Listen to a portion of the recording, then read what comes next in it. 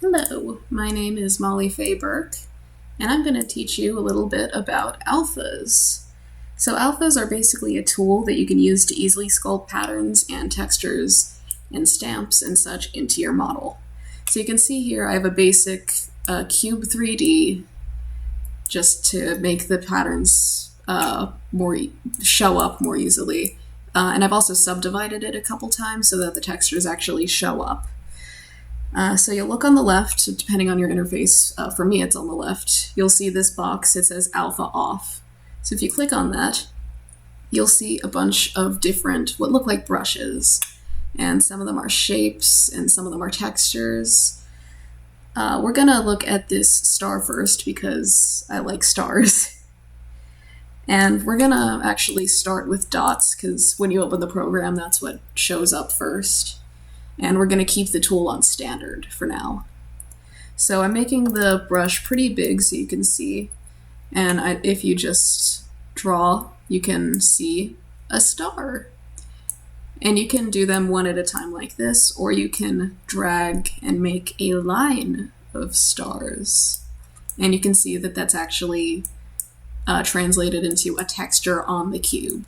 So the way alphas work is basically that if you see this image, the light parts are the parts that get pulled out, and the darker parts get pushed in. That's assuming that you're using the Z add. So let's move to this side, and we're gonna actually go to this. Actually, we'll use this texture right here, this kind of cobblestone path. So if you click it right here, and you see I'm on Z add, you see that the stones, which are white in the alpha, are getting pushed out. Whereas if you move it to Z sub and you click it like this, you see that the stones are getting pushed in.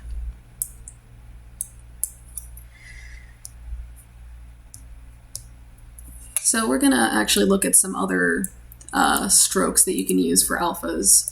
So let's look at freehand first because it's very similar to dots. You click and drag and it freehands a line. And the cool thing about alphas is that if you overlap them a lot, you can get these different cool patterns. Like this doesn't even really look like cobblestone anymore. It's like spiny. You could use it for like the skin of like some mystical creature or something. Let your imagination run wild. So moving to a different side of the cube, we're going to look at spray. And there's also color spray, but that moves into coloring, and that's kind of a different subject that we're not going to get into right now. So spray, and we're actually going to go back to star because it's easier to illustrate with a shape. Instead of just placing down a single shape in a line, it kind of scatters them around where your cursor is. So I'm going to go back to Z add, and you just build up a pile of stars right here. So here's drag dot. This is one that I like a lot.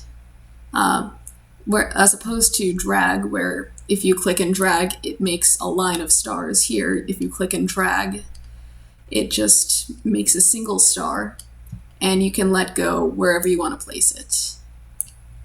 So if you just want like a single alpha, then you could use drag dot. And finally, we'll move to another side. And we're going to look at drag rectangle or drag rect. And let's try this pattern right here. So we'll just go to the middle, click and drag out. And you can see that you're making a pattern grow, and you can rotate it. You can make it bigger or smaller. And when you let go, it places the pattern onto the cube. Now, if you want to use an alpha that's not in the library already, there's a lot of places online that you can find alphas. So right here, this is the ZBrush alpha library. It's very easy to find. Just Google like ZBrush alpha library and it'll be right there. And you can find a ton of different textures. So you'll see a bunch of effects right here, industrial, a lot of like, if you want to make a robot character and you want to add screws and seams and stuff, this is a very good library. Here's patterns, rocks, skins if you want to make animals. Let's actually try rock, because sculpting rocks is fun. So we're gonna go to, let's try this one. This one's fun. Look at that. So we're gonna download that, and I'm gonna put that just right there. That's my folder for the class. And alpha, import. So you're gonna go to 3D modeling, and it's not showing up because I forgot to actually extract the file. Whoops. So let's just, whoop.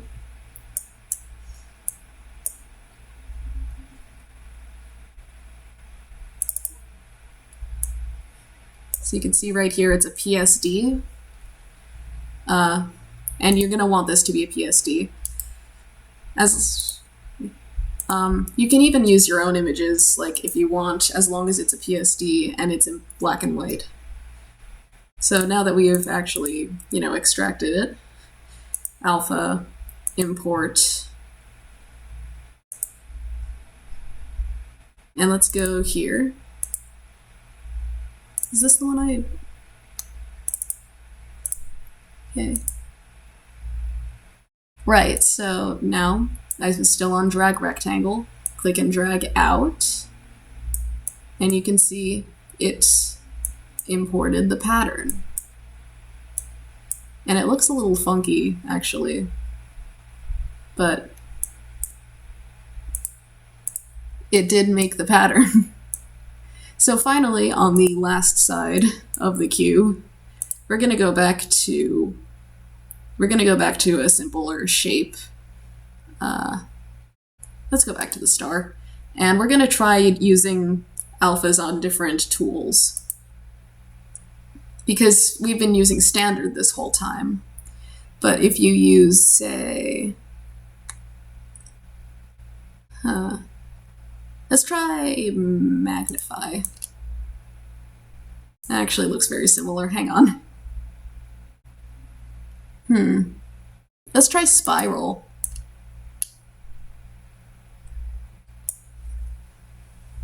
And let's make it bigger so we can actually see it. And you can see it is making a spiral. I turned alpha off. Wow.